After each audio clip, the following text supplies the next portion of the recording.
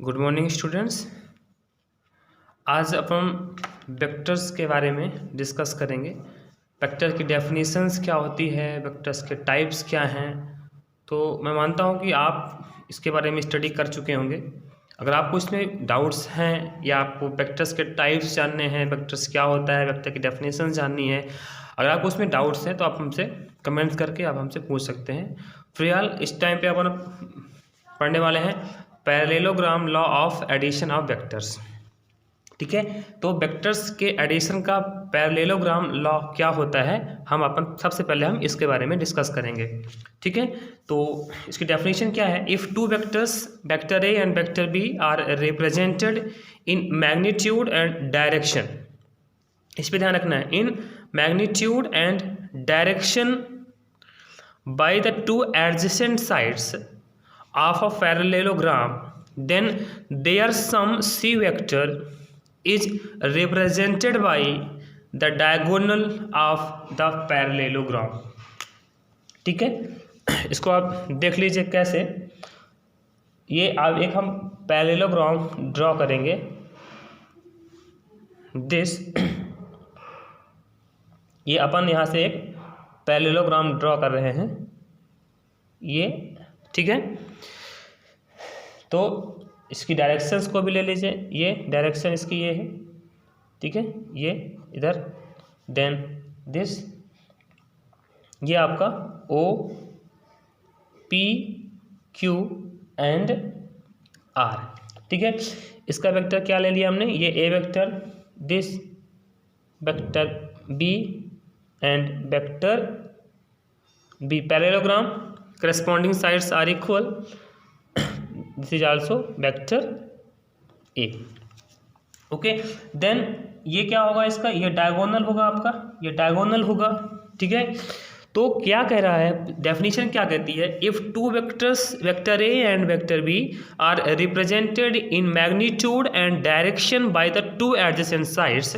देखिए मैग्नीट्यूड और इसके दो वेक्टर्स हैं, vector OP and PR, that is vector A and vector B, by two adjacent sides of a parallelogram, then their sum C vector is represented by the diagonal of the parallelogram। मतलब vector A और vector B का जो सम होगा वो कहाँ पे represent करेंगे, उसके डायगोनल पे, that is vector A plus vector B। बस यही डेफिनेशन है।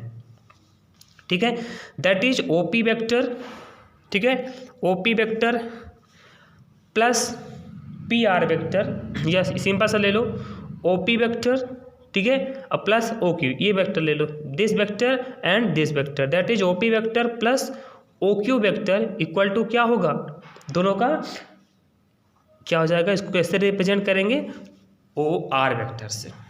ठीक है, ये टोटल उसका हो जाएगा।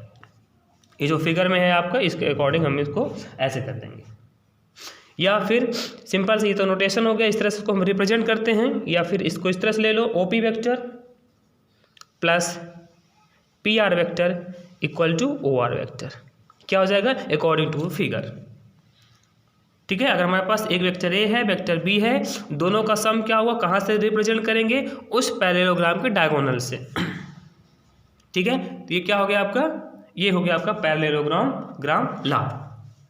फिर ये तो आपका एडिशन हो गया, पैरेललोग्राम लॉ। एक ट्रायंगल लॉ भी होता है, अगर आप, मैं समझता हूँ कि वो आपसे आता होगा, अगर नहीं आ रहा है तो आप हमसे कमेंट्स करके उसके बारे में भी आप पूछ सकते हैं, लेकिन फिलहाल ये ज़्यादा इंपॉर्टेंट था हमारे हिसाब से, पैरेललोग्राम लॉ।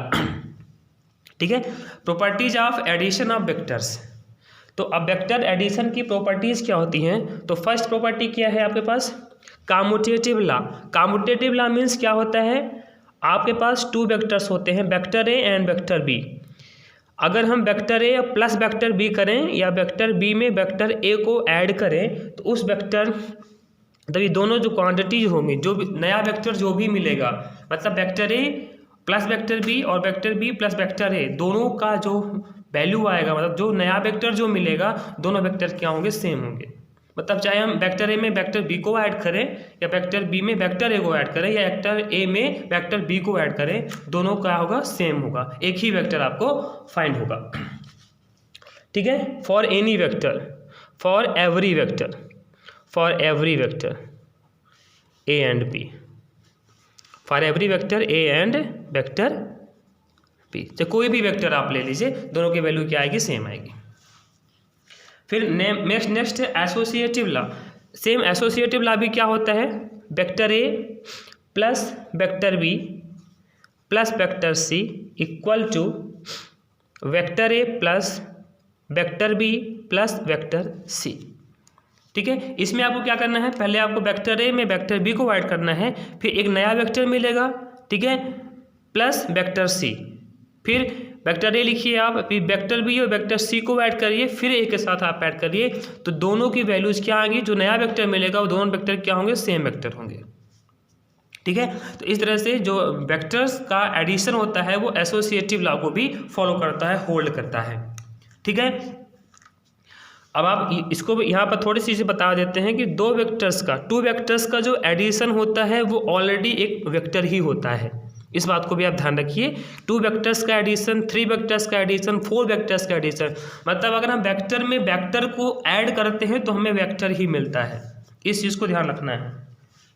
ठीक है, तो ये हो गया आपका एसोसिएटिव लॉ। नेक्स्ट आप पढ़ेंगे एग्जिस्टेंस ऑफ एडिटिव आइडेंटिटी।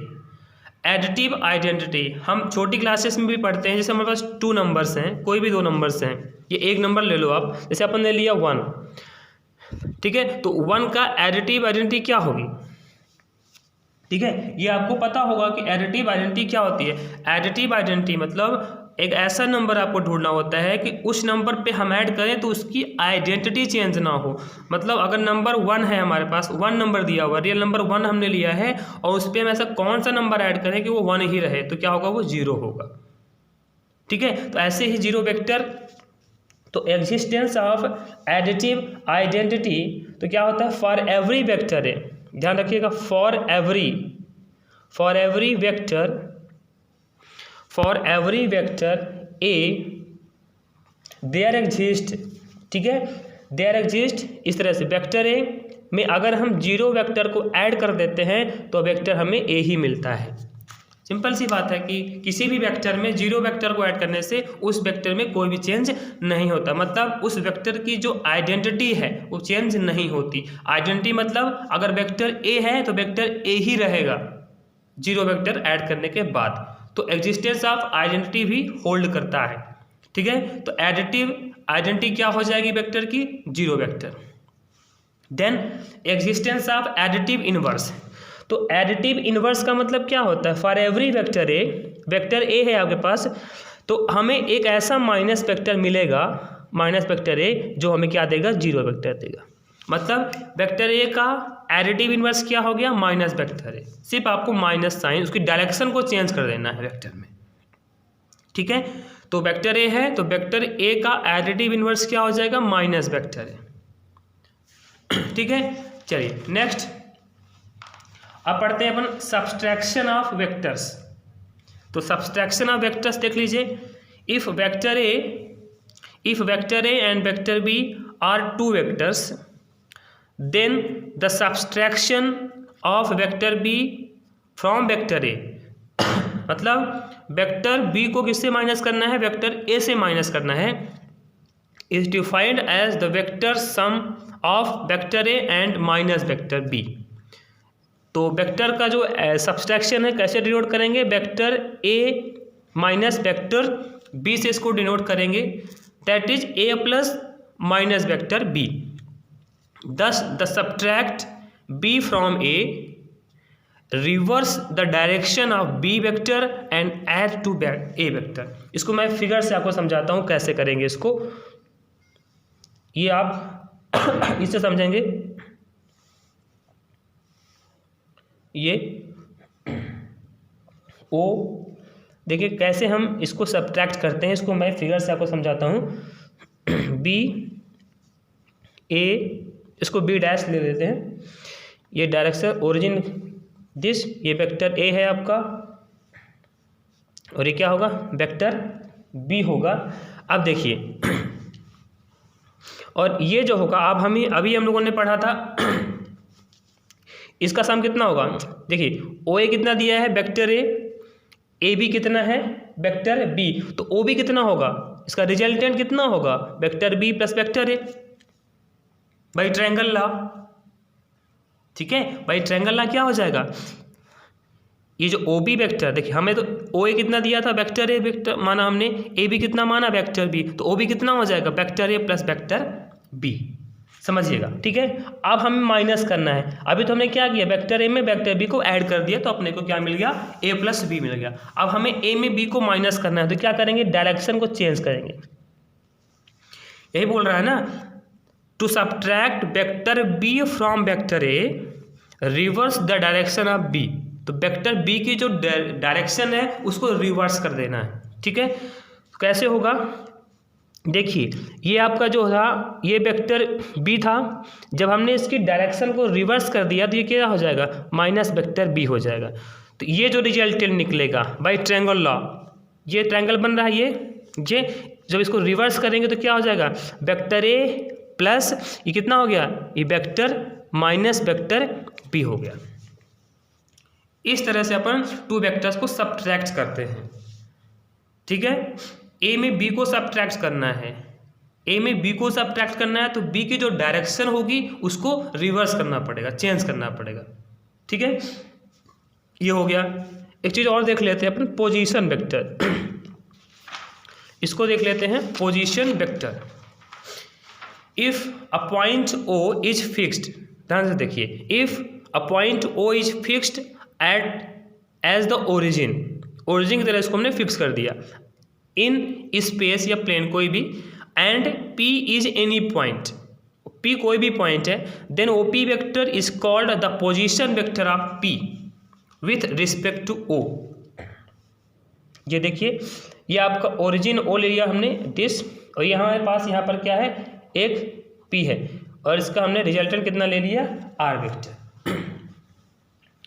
तो इफ अ पॉइंट ओ, तो ओ पी क्या होगा हमारा, ओ पी क्या होगा, पोजीशन वेक्टर, मतलब पी की ओ के रिस्पेक्ट में पोजीशन कितनी है, किस पोजीशन पे है, उसकी डायरेक्शन क्या है, उसका मैग्नीट्यूड क्या है।